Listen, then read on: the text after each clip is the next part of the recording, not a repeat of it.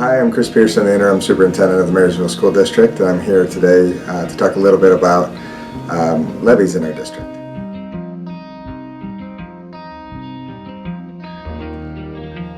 Our educational programs and operations levy funds about 18 to 20% of our overall budget, which equates to about $25 million. And specifically, it funds anything that is not a part of the state funding model and is considered enrichment.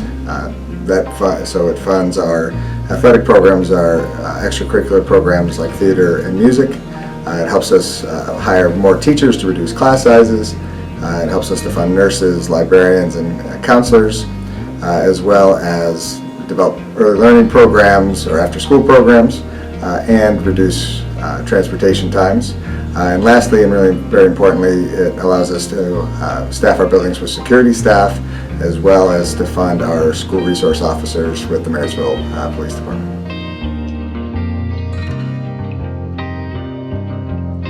Educational programs and operations levies are typically 2 to 4 years. For us, we're going out for a 4-year levy, and it is a replacement levy, so it is just replacing a tax that is currently assigned to your properties. So it is not a new tax, but rather a replacement tax.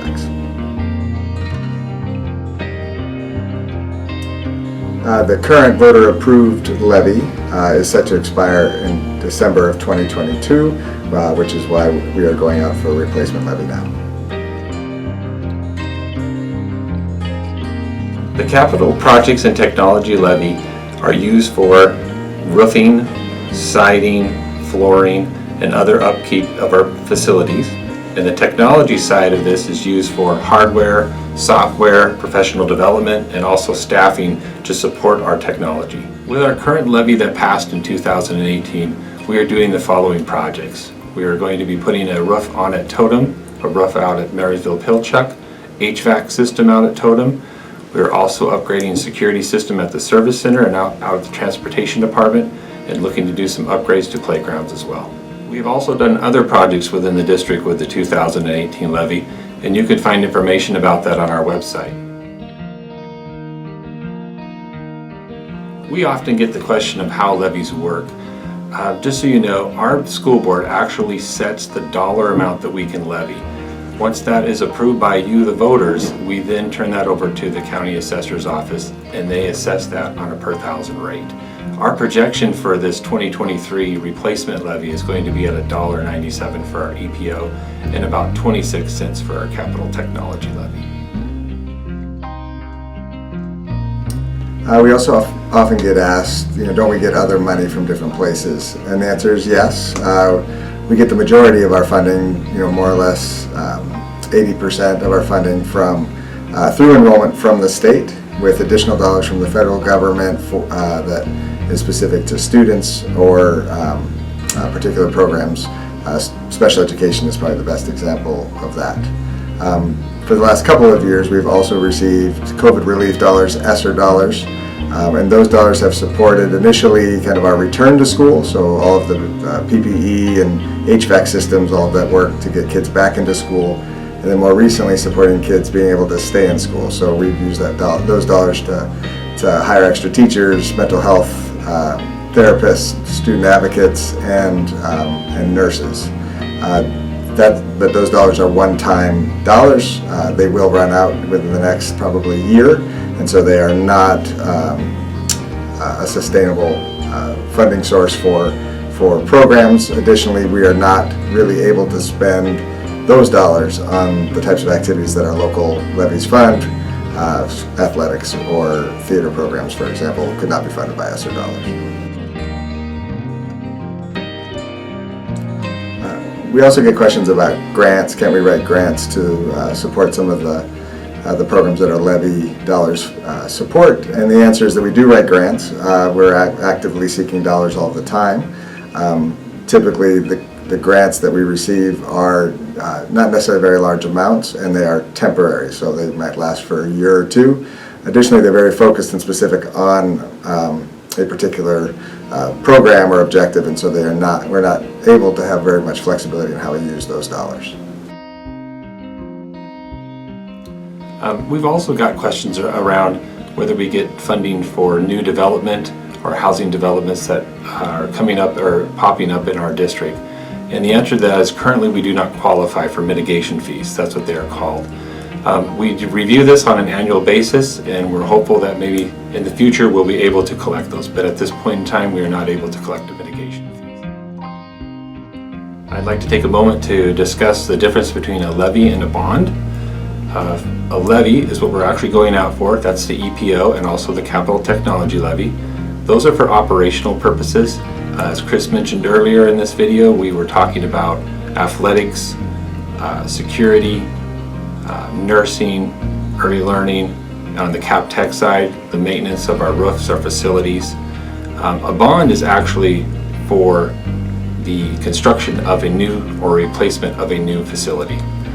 With a levy, we only need 50% yes vote, but with a bond, you actually need 60% yes vote. At this time, we are only asking our voters to approve a levy, not a bond. We are asking for the EPO, Educational Programs and Operations, and also the capital technology levies.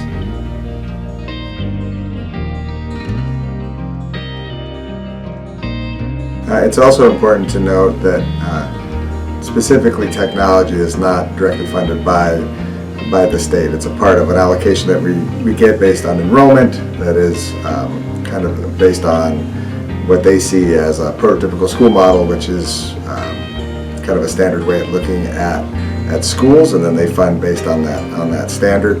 The technology isn't identified, so we need to ask our local taxpayers to help support our continued kind of investment in technology. Specifically here in Marysville, we are a one-to-one district, kindergarten through 12th grade. We have supported the learning of our students throughout the pandemic, but through the use of technology. And as we've come out of the pandemic and back into classrooms, we have appropriately staffed our technology department to include teachers on special assignment that go into classrooms and help teachers understand how to use the technology in the classroom to support student learning, as well as technicians that are able to help fix our computers and maintain all the software and the hardware that we have acquired with this money.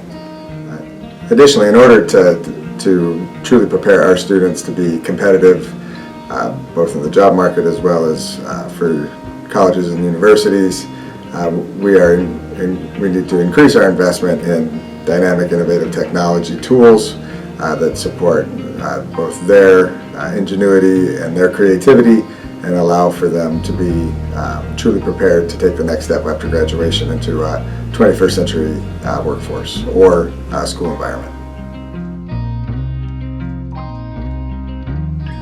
Ideally, local levies are a community's opportunity to support really dynamic, innovative enrichment programs and support systems for students in their community.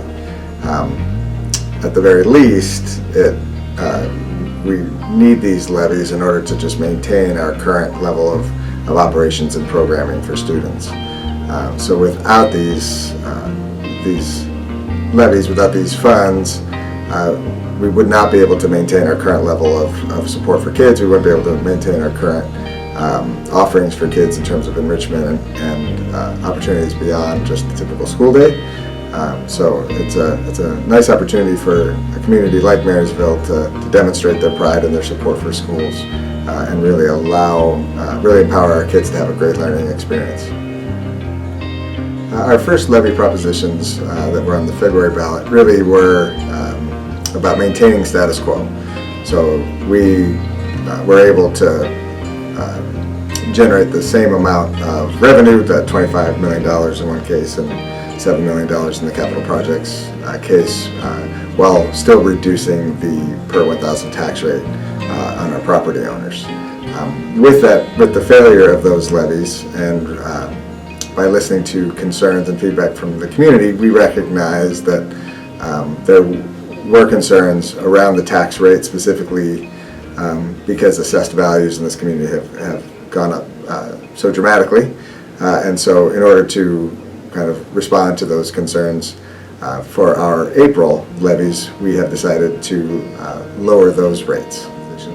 We have reduced the educational programs and operations collection amount by $1.5 million, and we have reduced the technology and capital projects levy propositions by more than 50%. So what do these reductions mean? Does it mean that we didn't need the money in the first place? Unfortunately, no. That's not the case. By reducing the collection for the EP&O levy, we will still have to make probably at least 1.5, if not more, $1 million worth of reductions. And so we will be looking specifically at our safety and security staff. We'll be looking at curriculum adoptions. We will, in all likelihood, have to reduce our staffing, both in the classroom and our support staff, leading to higher class sizes and potentially less supervision on playgrounds, etc. We'll also be looking to reduce our bus routes, which could lead to longer bus rides for kids. So it'll be several different things that now have to be reduced as a result of the February failure, and that will certainly impact students, their kind of day-to-day experience potentially. We are hopeful that we can make a lot of these reductions outside of the classroom, but inevitably we may have to make some reductions that will impact student learning. With the reduction of our technology and capital projects levy for April, we actually took the capital projects, the list of projects off of the proposition in order to focus only on technology support. Part of our rationale for doing that is that we are seeking other resources, other funds, to try to get some of our capital projects completed. Specifically, we will have to do some more roof replacements, QCT for example. We understand that we'll have to replace the turf field at Quilceda Stadium, and so the list of things that we have to complete in order to keep our schools safe is not going away. Now we'll just have to find other resources to try to make those fixes, and there's no guarantee that we can find those dollars, but we will attempt to do so. If these two levy measures were to fail again in April, then we're looking at about $17 million worth of reductions for the next school year. So the impact of those reductions would be felt across the district, everything from after-school programs, athletics, extracurriculars, to higher class sizes, to less bus routes. It would impact everything, the maintenance of our facilities, as well as the ability to kind of to keep our technology fresh and renewed. All of those would be delayed and or reduced for the 22-23 school year.